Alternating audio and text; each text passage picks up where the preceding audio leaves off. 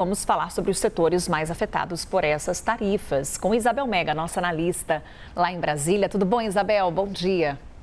Oi, Carol. Bom dia para você. Uma ótima semana para todo mundo que está começando esta segunda-feira com a gente aqui no Novo Dia. Vamos aqui juntando as várias pontas com relação a esse assunto, né, Isabel? Então vamos agora com a repercussão econômica. O Américo dizia para a gente, o grande ponto dessa conversa é a questão comercial, é o tarifaço. Como é que os setores impactados por essa sobretaxa americana têm reagido a essa primeira conversa presencial entre Donald Trump e o presidente Lula?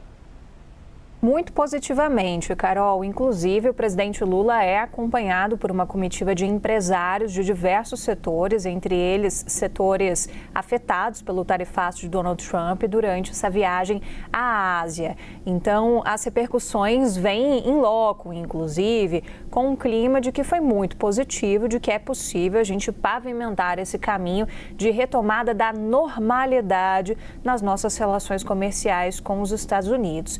A gente tem alguns setores específicos que são mais afetados e que têm trabalhado nos últimos meses, nesses contatos, inclusive, com os seus pares nos Estados Unidos, né, seus equivalentes, o setor, uma negociação de empresário com empresário para tentar fazer algo diante dessa situação. Dá para citar como exemplo o setor cafeeiro, que foi altamente atingido. A gente sabe da relação importante desse setor com os Estados Unidos e se a gente for colocar uma lupa no setor, olhando para algumas categorias em específico, a gente tem uma dependência muito maior ainda em relação desse relacionamento com os americanos. Então, por exemplo, o café especial, só para trazer um dado aqui que eu achei bem interessante, nesse quesito de café especial, os Estados Unidos são o principal importador dos cafés especiais do Brasil. São 2 milhões de sacas desse produto,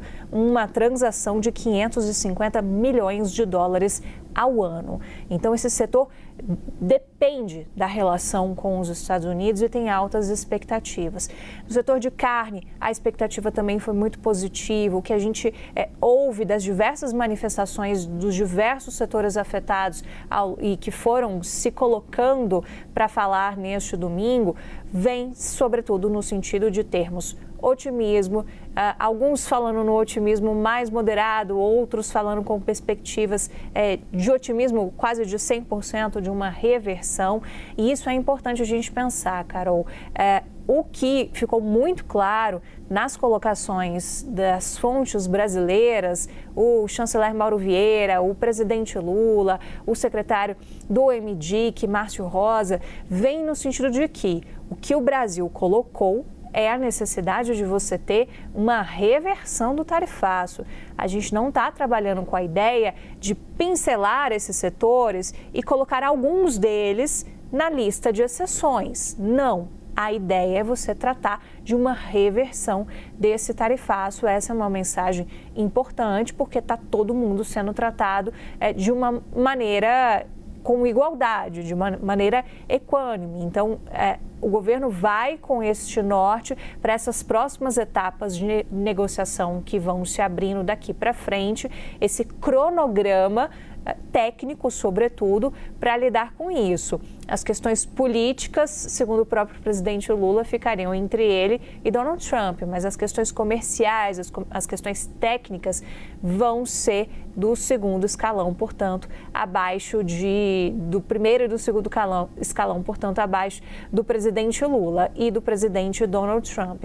É essa expectativa que se tem. O presidente Lula demonstrou esse otimismo contamina bastante positivamente o empresariado, de que a gente pode ter uma solução o mais breve possível. Já se esperava, Carol, que não sairia algo definitivo dessa reunião.